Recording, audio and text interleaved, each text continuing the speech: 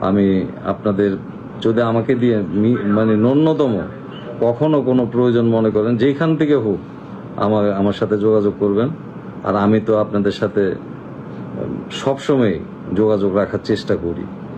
আর আমার Facebook ID এইটাই আমার একমাত্র আইডি।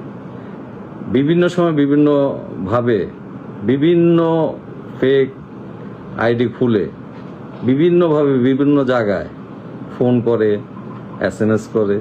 তাই আমি অনুরোধ করব ওদের আইডিগুলি, এই আইডি ছাড়া আমার কোনো আইডি নেই। তাই আমরা সহসায় আমরা হয়তো আইনের আশ্রয় নেব।